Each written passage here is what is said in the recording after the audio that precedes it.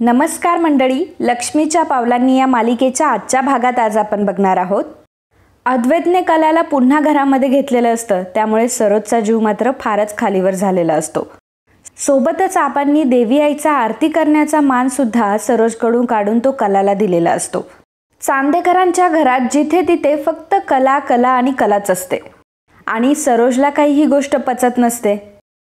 तर दुसरीकडे कला हिला आपली नक्की चूक काय झाली आहे हेही समजलेलं नसतं.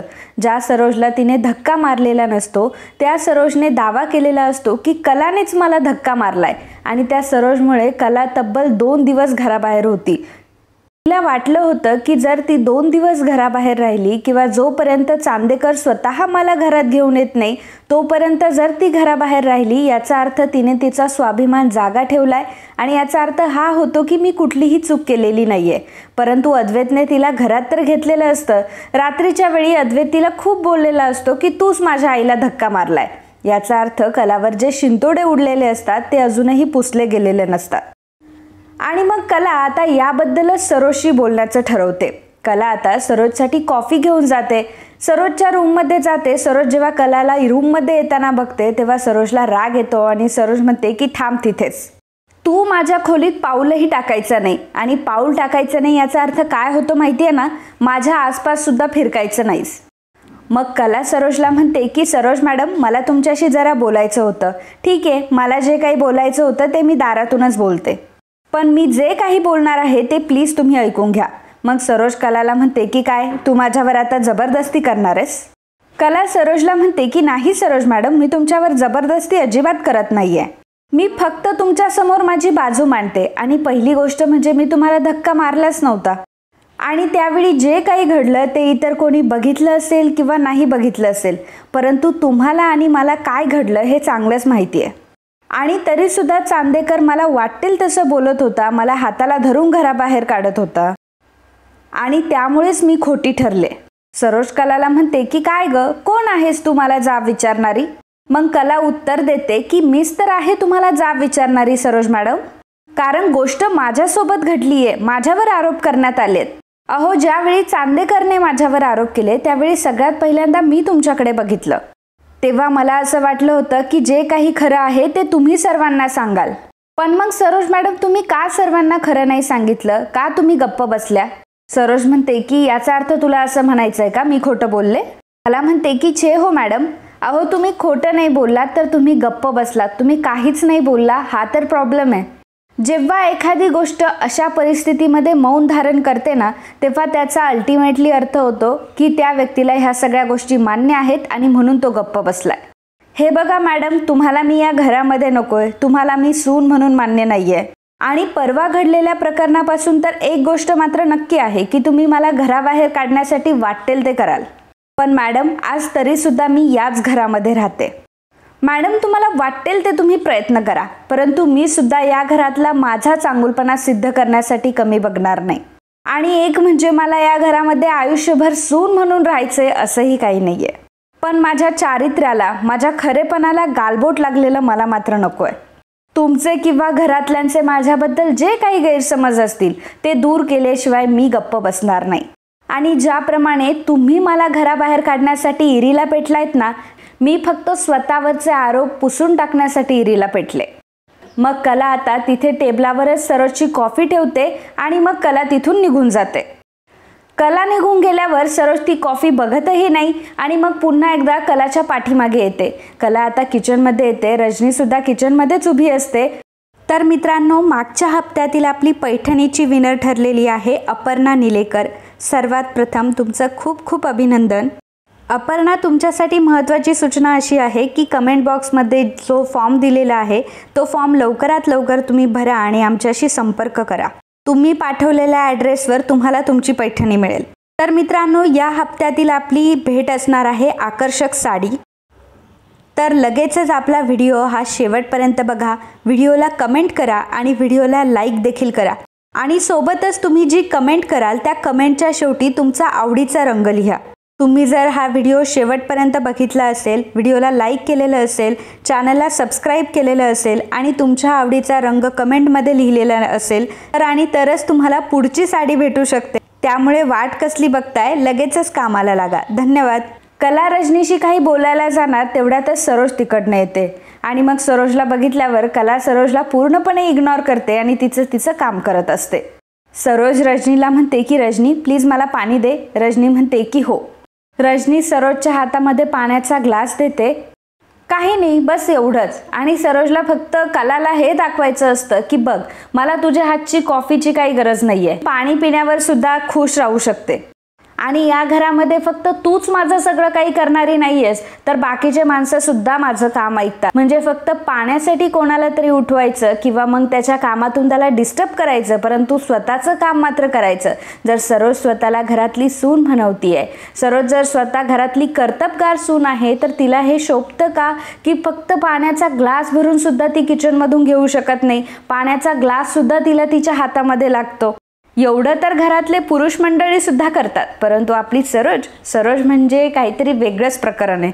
सरोज तिथून निघून गेल्यावर कला सुद्धा सरोजकडे इग्नोर करते, कारण तिला माहीत असतं की हे रोजचंच प्रकरण आहे. तर अद्वैत सकाळी सकाळी त्याचं आवरत असतो आणि त्याचं आवरत असताना त्याचं लक्ष त्याच्या हाताकडे जातं आणि मग त्याला कळतं की अरे, त्याच्या हाताला तर पट्टी बांधली गेली आहे आणि रात्री तर तो पट्टी न बांधता झोपला होता. मग अद्वैतला समजतं की याचा अर्थ ही पट्टी खरेनेच बांधली आहे आणि त्याला रात्रीचा टाईम आठवत असतो, कारण खरे त्याच्यासाठी खूप पॅनिक झाली होती की चांदेकर अरे पट्टी बांधून घे, त्यातून रक्त येतंय. त्याचवेळी कलाही तिथे आलेली असते. आता अद्वैत कसलाही विचार न करता कलाने ती पट्टी बांधलेली असते म्हणून डायरेक्टली पट्टी सोडायला सुरुवात करतो. कला लगेचच अद्वैतला थांबवत असते आणि म्हणत असते की चांदेकर प्लीज ऐकून घे ना, पट्टी नको ना काढूस. परंतु अद्वैत मात्र कलाचं काहीही ऐकत नसतो आणि तो डायरेक्टली ती पट्टी सोडून टाकतो. कला अद्वैतला म्हणते की अद्वैत, तू स्वतःच्या जखमेवर असा राग काढू शकत नाही हा. मग अद्वैत कलाला म्हणतो की का नाही काढायचा मी माझ्या पट्टीवरती राग किंवा माझ्या हातावरती राग, या बाबतीत पण तू मला डॉमिनेट करणार. आणि एक म्हणजे ही माझ्या हातावरची जखम आहे ना, बघेल ना मला काय करायचं ते. आणि काय ग, तुला माझ्या हातावरची जखम दिसते परंतु मनाला झालेली जखम नाही दिसत का? त्याच्यावर काही उपाय आहे का तुझ्याकडे? मग राहू दे माझ्या हातावरची जखम. कला अद्वैतला म्हणते की हा जो तुझा राग आहे ना, तो एकदा जरा बाजूला ठेवून विचार करत जा. अद्वैत मात्र कलाला कुठलंही उत्तर न देता तिथून निघून चाललेला असतो. तेव्हा कला त्याला पुन्हा थांबवते आणि म्हणते की अद्वैत प्लीज, मी काय बोलते ते तरी ऐकून घे. अरे प्लीज, त्या जखमेवर काहीतरी पट्टी बांध किंवा मग काहीतरी रुमाल बांध, नाहीतर एक काम कर, हा फर्स्ट एड बॉक्स घेऊन जा आणि तूच तुझ्या हाताने पट्टी कर, परंतु कर प्लीज. अद्वैत, मी तुझ्या पाया पडते, परंतु ही जखम अशी उघडी ठेवू नकोस. कलाला अद्वैतबद्दल खूप काळजी वाटत असते, परंतु अद्वैतचं मात्र भलतंच काहीतरी सुरू असतं आणि तो कलाला ओरडत असतो की तू माझ्याशी अजिबात बोलायचं नाही. एवढं सगळं झाल्यानंतर मी तुला माझ्या रूममध्ये माझ्यासोबत राहून देतोय ना, हीच खूप मोठी गोष्ट आहे. आणि हो, इथून पुढे जर तुला माझ्या खोलीमध्ये राहायचं असेल तर कमीत कमी बोलायचं, प्रत्येक गोष्टीवर स्वतःचा हक्क दाखवायचा नाही किंवा गाजवायचा नाही, आणि माझ्या घरातल्या मेंबरसोबत कमीत कमी संबंध ठेवायचे. कला अद्वैतला म्हणते की अद्वैत, अरे तुला कळतंय का तू काय बोलतोयस ते? अद्वैत म्हणतो की तुला तुझी चूक कळलेली नसेल, परंतु आम्हाला माहिती आहे की तू चुकली आहेस. त्यामुळे जर इथून पुढे माझ्या घरात तुला राहायचं असेल तर माझ्या 2 अटी आहेत आणि त्या तुला मान्य कराव्याच लागतील. कला विचारते की कुठल्या अटी? तेव्हा अद्वैत सांगतो की एक म्हणजे तू माझ्याशी बोलायचंच नाही.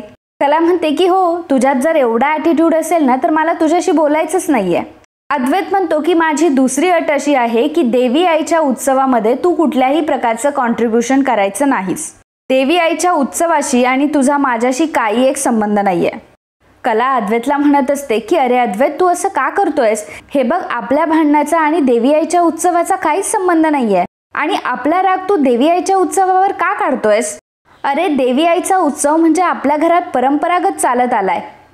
अद्वैत म्हणतो की एक मिनिट, बोलण्यात चुकतीयस तू. आपलं घर नाही, माझं घर. आणि ही गोष्ट नोट करून ठेव की माझ्या घरातल्या देवी आईचा उत्सव आहे हा, त्यामुळे मी जे काही म्हणतोय ना तेच होणार. कलाला अद्वैतचा खूप राग आलेला असतो. मग कला ही मनात ठरवते की बघ, ठीक आहे, आता तू म्हणतोयस ना हे सगळं, मग आता तू बघ की मी काय करते ते. आणि ती अद्वैतला सांगते की ठीक आहे, मान्य आहे मला, असं म्हणून कला तिथून निघून जाते. तर इकडे नैना तिच्या रूममध्ये असते. बरं, आता नैनाने खूप सारे कॉस्मॅटिक आणि ब्युटी प्रोडक्ट तिने ऑर्डर केलेले असतात आणि ते सर्व ती बघत असते. आता राहुल तिथे येतो आणि हे सगळं बघतो. राहुल तिला विचारतो की नैना, हे सर्व कुठून आणलंस तू? आणि हे सर्व कुठून आणलंस तू? तेव्हा नैना उभी राहते, राहुलला म्हणते की ओळख बरं मी कुठून आणलं असेल. राहुल म्हणतो की माझ्या पैशातून आणलंयस ना. नैना म्हणते की करेक्ट.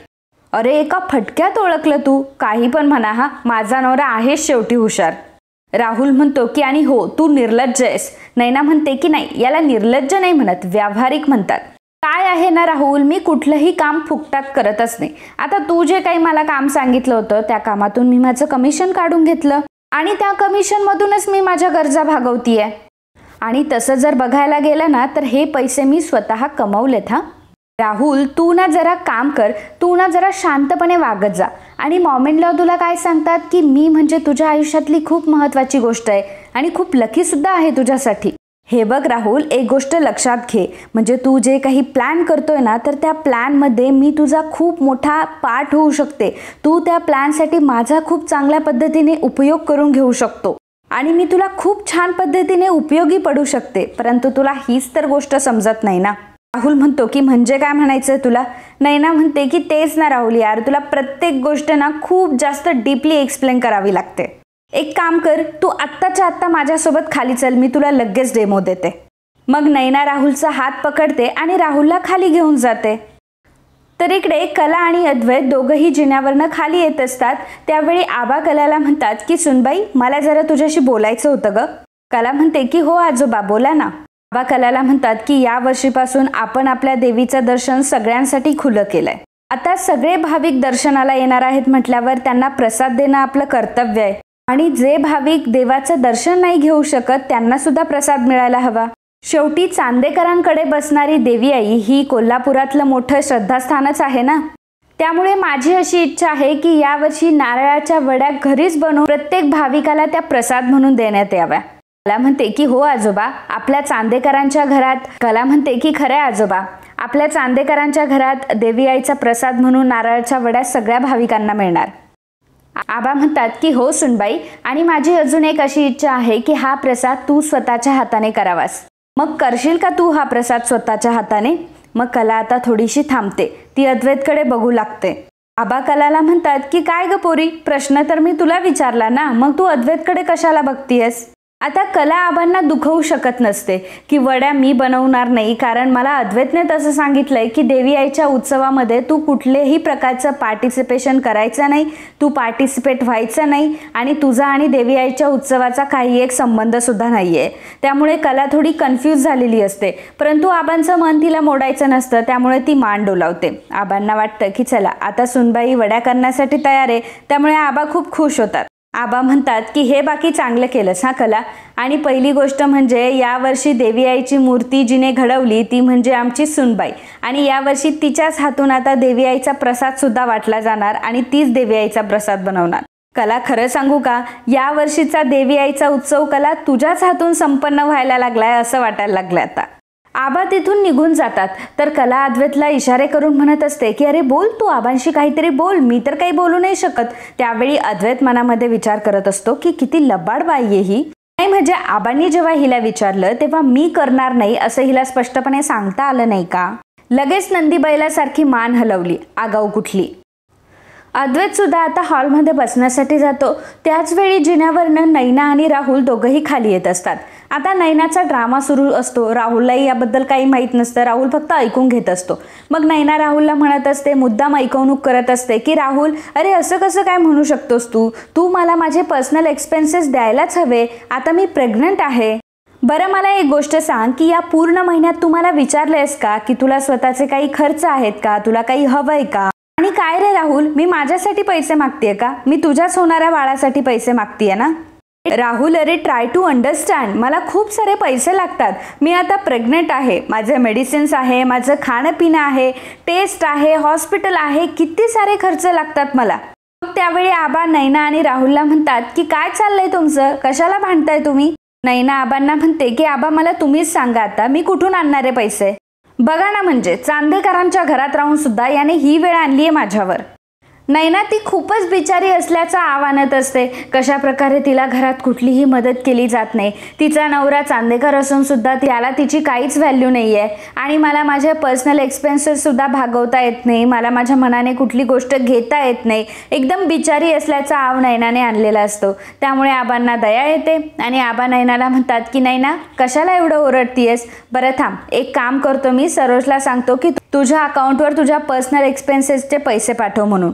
नैना म्हणते की चालेल आबा. मग नैना आता राहुलकडे बघत असतो. राहुल सुद्धा शॉक असतो की ही नैना किती 420 आहे. म्हणजे आतापर्यंत मला जे जमलं नाही अगदी काही मिनिटात तिने जुळवून आणलं. मला जर माझे काही पर्सनल एक्सपेन्सेस भागवायचे असेल तर एकतर मला लबाडी करावी लागते नाहीतर चोरी करावी लागते, परंतु असं बोलून मात्र मला कधी पैसे भेटले नव्हते. ही नैना मात्र खूप 420 आहे. 2 मिनिटात तिने पैसे कमवले आणि तेही डायरेक्ट तिच्या अकाउंटवर, तेही कोणाला डाऊट न येता आणि सगळ्यांसमोर. त्याच वेळी सरोज आणि रजनी मस्तपैकी आवरून आता बाहेर निघालेले असतात. मग आबा म्हणतात की कुठे चाललात तुम्ही एवढं आवरून सावरून. तेव्हा रजनी म्हणते की अहो आबा, देवी आईची ओटी भरून ठेवलेली होती आणि अंबाबाईची सुद्धा भरली होती, तीच द्यायला चाललोय. आणि हो, येताना मंडळाच्या देव्या सुद्धा सजवलेल्या असतील ना, त्या सुद्धा बघून येतो. आबा म्हणतात की सगळ्या घरच्या बायकांनी एकत्र मिळून काहीतरी ठरवलंय हे बघून खरंच खूप बरं वाटलं. रोहिणी सुद्धा चाललेली असते. आता रोहिणी मुद्दामच म्हणते की नैना अगं तू पण चल आमच्या सोबत. म्हणजे एकंदरीत रोहिणीला हे दाखवायचं असतं की मी मात्र माझ्या सुनेला प्रत्येक गोष्टीचं फ्रीडम देते. माझ्या सुनेवर माझं खूप प्रेम आहे. मी तिला कुठल्याही प्रकारचं बंधन घालत नाही. त्यामुळे ती नैनाला म्हटलेली असते की नैना चल तू आमच्यासोबत. नैना म्हणते की चालेल. सरोज, रोहिणी, रजनी आणि नैना तिथून निघालेल्या असतात. तर राहुलही त्यांच्या मागे जात असतो. मग नैना राहुलला थोडा वेळ थांबवते. बाकीचे सर्वजण पुढे गेलेले असतात. नैना राहुलला म्हणते की राहुल बघितलंस मी आता काय केलं ते. यालाच म्हणतात की सिद्ध करणं आणि गेम खेळणं. राहुल म्हणतो की या सगळ्यातून तुला काय सिद्ध करायचं होतं. तेव्हा नैना म्हणते की अरे या सगळ्यातून मला हे सिद्ध करायचं होतं की बघ, मी तुला पूर्णपणे साथ देऊ शकते. मला सांग राहुल, तुला तुझ्या आयुष्यात काय करायचंय. तुला मस्तपैकी एखाद्याकडून पैसे लुबाडून तुझं लाईफ मात्र तुला आनंदात जगायचंय, बरोबर. राहुल म्हणतो की लुबाडून असं का म्हणतेस तू. नैना म्हणते की बरं बाबा, लुबाडून नाही, पैसे घेऊन, कोणाकडून तरी पैसे घेऊन तुला मात्र तुझं आयुष्य ऐटीत जगायचंय. अरे राहुल, मला तुला सांगण्याचा मुद्दा हाच आहे की अरे आपल्याला जर कोणाकडून पैसे घेऊन आपल्याला जर टाइमपासच करायचा आहे तर मग आपण कोणाकडून तरी पैसे घेऊन टाइमपास करू शकतो. तुझंही मत ते आहे आणि माझंही मत ते आहे. मलाही कुठल्या प्रकारची जबाबदारी आणि काम नकोय, तुलाही कुठल्या प्रकारची जबाबदारी आणि काम नकोय. आपल्याला आयुष्य मस्त टाइमपासमध्ये जगायचंय, मस्त ऐशो आरामात जगायचंय. आणि मग अरे आपल्या दोघांचे विचार जर एवढे जुळताय तर आपण दोघं एकत्र येऊन काम का नाही करू शकत. मग मला सांग की आपण दोघं एकमेकांशी का भांडतोय. अरे आपण जर दोघं एकत्र आलो तर खूप काही करू शकतो. राहुल, अरे तुझ्या हीच गोष्ट लक्षात येत नाही आणि तशीही मी तुझी ऑफिशियल बायको आहे. त्यामुळे मी माझा हात तुझ्या हातात दिलाय. आता उगाचच भांडत राहण्यापेक्षा, याला त्याला बोट दाखवण्यापेक्षा आपण एक काम करूया. तोच हात तू माझ्या हातामध्ये घे आणि आपण दोघंही मिळून एकत्र काम करूयात. राहुल आता नैनाच्या बोलण्याचा विचार करत असतो. तर सरोज, रजनी, नैना आणि रोहिणी सर्वजण आता देवी आईची ओटी भरण्यासाठी गेलेले असतात. परंतु फक्त कला गेलेली नसते, कारण कलाला कोणी म्हटलेलंच नसतं. कलाला त्यांनी नेलेलं नसतं. कलाला थोडंसं वाईटच वाटतं. तर आबा कलाला म्हणतात की हे बघ कला, तू वाईट वाटून घेऊ नकोस. पूर्वी काय व्हायचं, रजनी आणि सरोज दोघीही मंडळाच्या देवी बघायला जायच्या. पण मग काही वर्ष त्यांचं बंद झालं होतं, परंतु आता या वर्षापासून पुन्हा जायला लागल्यात. आबा म्हणतात की एका दृष्टीने हे बरंच झालं. बरं चल, मी आता यशवंताकडे जाऊन येतो. तेव्हा कला म्हणते की हो आजोबा ठीक आहे, परंतु जपून जा. आबा म्हणतात की अगं कसली काळजी करते, तसंही 2 गल्ल्या सोडूनच राहतो तो फक्त. अद्वैत म्हणतो की अहो आबा, मी ऑफिसला चाललोय, चला मी जाता जाता तुम्हाला सोडून देतो. आबा म्हणतात की अरे असं काय करतोयस. आता तू जर ऑफिसला गेलाय, घरात कोणीच नाहीये, तर ही कला एकटी घरामध्ये कशी काय राहणार. हे बघ अद्वैत, तुला जर काही महत्वाचं काम नसेल तर तू देखील घरातच थांब आणि तू माझी काळजी करू नको, मी जाईल एकटा. आणि तसंही यशवंताचं घर इथंच आहे ना, जाऊ शकतो मी एकटाच, नको काळजी करूस तू. मग आबा तिथून निघून गेलेले असतात. आबांनी हे सगळं मुद्दाम केलेलं असतं. यशवंताकडे जाण्याचं फक्त नाटक असतं. खरं तर त्यांना कला आणि अद्वैतला एकत्र वेळ द्यायचा असतो, कारण घरातले बाकीचे सर्वजण तर गेलेले असतात आणि फक्त घरामध्ये राहिलेले असतात कला आणि अद्वैत. निदान कला आणि अद्वैत आता तरी एकत्र राहू शकतात. त्यांच्या दोघांमध्ये जे काही गैरसमज आहे ते मिटू शकतात याच वेळेत. म्हणून आबा आता स्वतः घरातून निघून गेलेले असतात. तर इकडे राहुल आणि नैना दोघंही अजून घराच्या बाहेर बोलतच असतात. नैना राहुलला म्हणत असते की राहुल, एकदा या गोष्टीचा विचार कर. बघ, मी तुला काय सांगते ते तुझ्या फायद्याचं आहे आणि माझ्याही फायद्याचं आहे. आपण दोघं एकत्र येऊन खूप पुढे जाऊ शकतो आणि आपल्या कामात यशस्वी होऊ शकतो. त्याच वेळी रोहिणी नैनाला आवाज देते की अगं नैना चल. तर नैना लगेचच तिथून निघून जाते. जाता जाता राहुलला ती पुन्हा सांगते की पुन्हा एकदा या गोष्टीचा नीट विचार कर. राहुल आता सुद्धा नैनाच्या बोलण्याचा विचार करू लागतो आणि म्हणतो की नाही, खरं आहे, ही जे बोलते ते खरं आहे. म्हणजे हिच्या बोलण्यात पॉईंट आहे. शेवटी आमच्या दोघांचा उद्देश एकच तर आहे की ते म्हणजे ऐशोआरामात जगणं, आणि तेही कुठली जबाबदारी आणि काम न करता. ते मात्र आम्हाला असं भेटू शकतं जर मी हिची साथ दिली तर. राहुल आता नैनाच्या बोलण्यात आलेला असतो. त्याचवेळी आबा तिथे येतात आणि राहुलच्या खांद्यावर हात ठेवतात. आबा राहुलला विचारतात की काय रे, तू अजून निघाला नाहीस का? राहुल म्हणतो की हो आबा, निघतोय आम्ही. आबा म्हणतात की बरं ठीक आहे, मग निघ आणि मलाही सोड. जाता जाता यशवंताच्या घरी चाललोय मी. आणि हो राहुल, एक गोष्ट लक्षात ठेव की ह्या नैनाच्या सारख्या सारख्या कंप्लेंट यायला नकोय. मग राहुल आणि आबा आता दोघंही तिथून निघून जातात. इकडे अद्वैत आणि कला दोघच जण आता घरामध्ये असतात. तर अद्वैत मात्र फार चिडचिड करत असतो आणि येरझरे मारत असतो. तेव्हा कला अद्वैतला म्हणत असते की अरे अद्वैत, चिडचिड करू नकोस. हे बघ अद्वैत, एक गोष्ट लक्षात घे की आपल्या घरात नाही, म्हणजे तुझ्या घरात देवी आईचा उत्सव सुरू आहे. त्यामुळे आता उगाच चिडचिड करत बसू नकोस. जे काही आहे ते डायरेक्टली बोलून टाक ना. बघ, मला माहिती आहे की आजोबांनी मला देवी आईच्या उत्सवाचं काम दिलंय आणि ती गोष्ट तुला अजिबात आवडलेली नाहीये. त्यामुळे जे काही आहे ना ते स्पष्टपणे बोल. आता खरं म्हणजे अद्वैतला कलाशी बोलायचंच नसतं. त्यामुळे अद्वैत एक काम करतो. समोरच डायरी पडलेली असते आणि मग त्या डायरीवर तो लिहितो की तू आबांना का नाही सांगितलंस की मी नारळाच्या वड्या करणार नाही म्हणून. मला माहिती आहे आबा तुला काहीतरी सांगणार, मग त्या गोष्टीचा ॲडव्हान्टेज घेऊन मी सांगितलेल्या गोष्टीच्या अपोजिटच तू वागणार, असं त्या डायरीवर लिहत त्या डायरीचं पान फाडून तो कलाच्या हातामध्ये देतो. मग कलाला आता राग येतो. कला सुद्धा आता पेन घेते आणि त्याच डायरीच्या पानावर खाली लिहिते की मग तूच सांगायचं होतं आबांना की तू मला अट घातली होतीस म्हणून. आबांना तू स्पष्टपणे सांगायचं होतं की कला ही नारळाच्या वड्या करणारच नाही म्हणून. कला सुद्धा असं लिहून अद्वैतला दाखवते. मग अद्वैत पुन्हा पेन घेतो आणि मग पुन्हा त्या पेजवर लिहायला सुरुवात करतो की तू मूर्खात काढू नकोस किंवा मूर्खपणा करू नकोस. नारळाच्या वड्या तू करायचं नाही, हे फायनल आहे आणि आता ही गोष्ट तू आबांना सांगणार आहेस. मग कला सुद्धा अद्वैतला लिहून देते की चांदेकर, आबांना जे योग्य वाटलं ते आबांनी मला सांगितलं. आता तुला जे वाटतंय म्हणजे मी वड्या करू नये किंवा देवी आईच्या उत्सवात सहभागी होऊ नये किंवा अजून काही, ते तू आजोबांना सांग, कारण तूच मला सांगितलं आहे की मी बोलायचं नाही म्हणून. मग मी सुद्धा मला जी सूचना दिली जाते ती ऐकणार आणि आजोबांनी मला वड्या करायला सांगितल्या आहे तर त्या मी करणार. आणि आता यातून मार्ग कसा काढायचा हे फक्त तू ठरव. त्याने देखील असं अद्वैतला लिहून दिलेलं असतं. अद्वैत कलाला लिहून देतो की ठीक आहे, नारळाच्या वड्या मी बनवेल, तू फक्त मला इन्स्ट्रक्ट कर की नारळाच्या वड्या कशा बनवायच्या ते. फक्त महत्त्वाचं म्हणजे तू त्याला हातही लावायचा नाहीस. मग कला सुद्धा अद्वैतला लिहून पाठवते की चालेल, मान्य आहे अद्वैत साहेब. आता कला आणि अद्वैतमध्ये ही गोष्ट फायनल झालेली असते. म्हणजे अद्वैतने आधी कलाला सांगितलेलं असतं की तू माझ्याशी बोलायचं नाही. कला त्याचं पालन करत असते. नंतर अद्वैतने सांगितलेलं असतं की देवी आईच्या उत्सवामध्ये तू कुठल्याही प्रकारचा सहभाग घ्यायचा नाही, परंतु आबांनी मात्र भाविकांना प्रसाद देण्यासाठी कलालाच सांगितलेलं असतं आणि प्रसाद बनवण्याची जबाबदारी सुद्धा कलावर दिलेली असते. त्यामुळे कलाला नारळाच्या वड्या बनवायच्या असतात. परंतु अद्वैतचं म्हणणं असं असतं की तू नारळाच्या वड्या बनवायच्या नाहीस, कारण तू आमच्या घरातला कुठलाही भाग नाहीयेस आणि तुला देवी आईच्या उत्सवामध्ये सहभागी होण्याची काही गरज नाहीये. त्यामुळे कलाने सुद्धा आता ठामपणे अद्वैतला सांगितलेलं असतं की ठीक आहे, मी नारळाच्या वड्या नाही बनवणार, यावर जर तुझ्याकडे दुसरा काही उपाय असला तर तू तो कर आणि मला सांग की काय करायचं आहे, तू जसं सांगशील तसं मी करेल, फक्त नारळाच्या वड्या झाल्या पाहिजे आणि आबांचा शब्द पाळला गेला पाहिजे. त्यामुळे अद्वैत तिला म्हटलेलं असतं की ठीक आहे, मग तू मला सांग की नारळाच्या वड्या कशा बनवायच्या ते, आणि त्या पद्धतीने मी माझं काम करतो. कला आणि अद्वैत दोघांमध्ये आता हे डिस्कशन झालेलं असतं आणि हे फायनल असतं.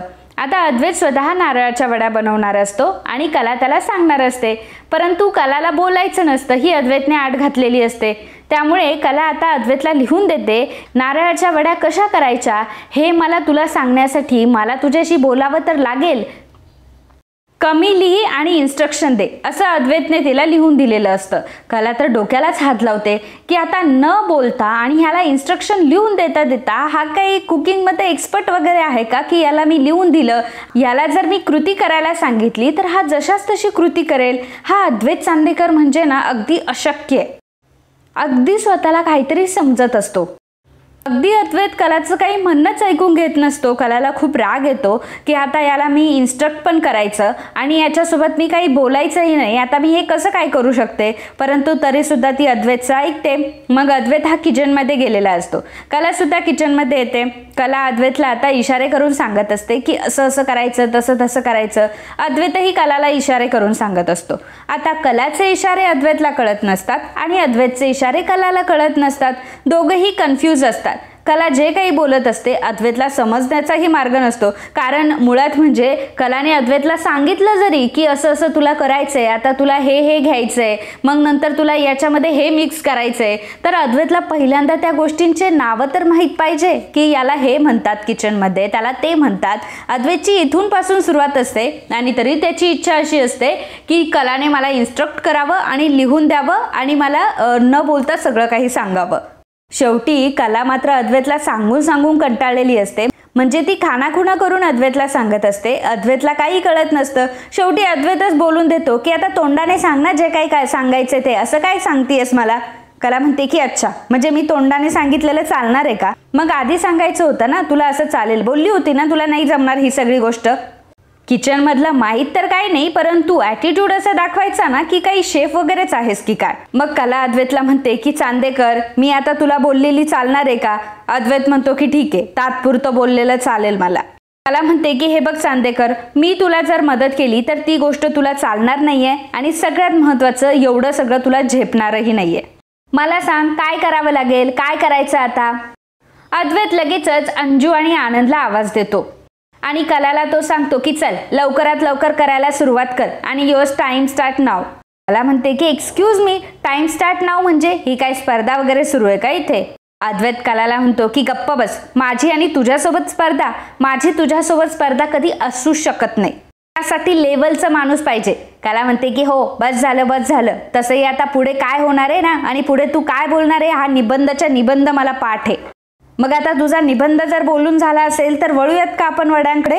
अद्वैत म्हणतो की ठीक आहे वळूयात, आणि असं म्हणत चक्क अद्वैत जागेवरून वळतो, कारण त्याला असं वाटतं की कला असं म्हटली वड्यांकडे वळायचंय म्हणून. शब्दशः अर्थ अद्वैत प्रत्येक गोष्टीमध्ये घेत असतो, त्यामुळे कलाला खूप राग येत असतो आणि कला रागानेच अद्वैतकडे बघत असते.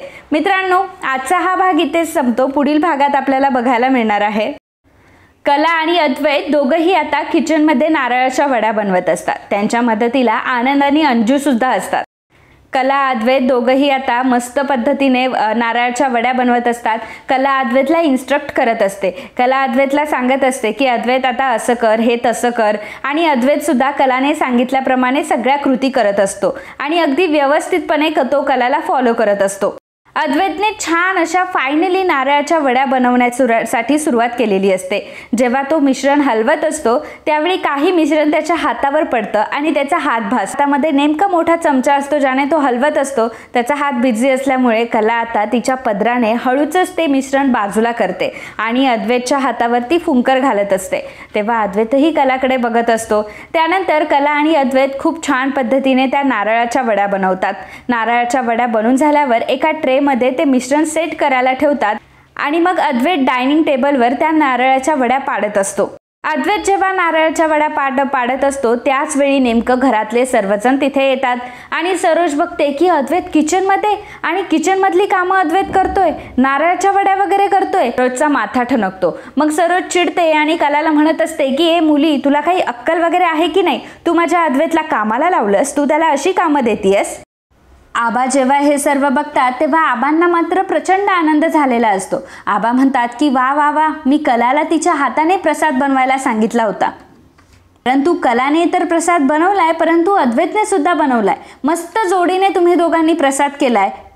पण सरोजचं म्हणणं असतं की नाही, तू माझ्या अद्वैतला कामाला लावलंस आणि तू माझ्या अद्वैतकडनं आता काहीही कामं करून घ्यायला लागली आहे. त्यामुळे कलाला अजिबात हे सहन होत नसतं.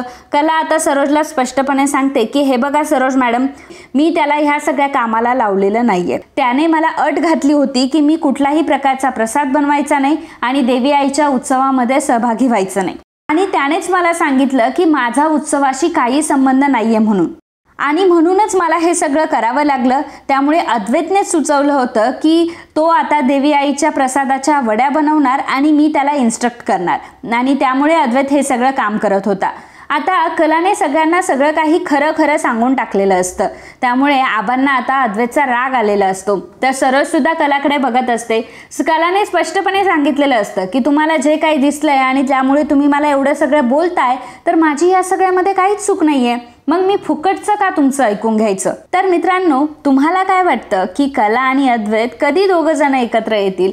सर्वजण याच गोष्टीची वाट बघताय की दोघांमध्ये प्रेम कधी होईल, कोणाला कोणावर पहिल्यांदा प्रेम होईल, आणि या सगळ्या गोष्टी मालिकेत कधी दाखवण्यात येतील. आता 1 वर्ष उलटून गेलंय, 1 वर्ष झालंय, तरी सुद्धा ते दोघं जण अजून भांडतातच आहेत.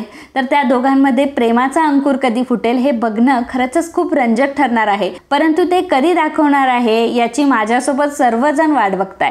So friends, if you like my video, please do subscribe, share and comment. Thank you. आणि हो, उद्याचा ट्विस्ट एपिसोड बघायला अजिबात विसरू नका, कारण ह्याच टाईमला उद्याचा ट्विस्ट एपिसोड सुद्धा अपलोड होणार आहे. आणि उद्या परत आपण धमाकेदार असा ट्विस्ट घेऊन येणार आहोत, त्यामुळे तो नक्की बघा. Thank you so much.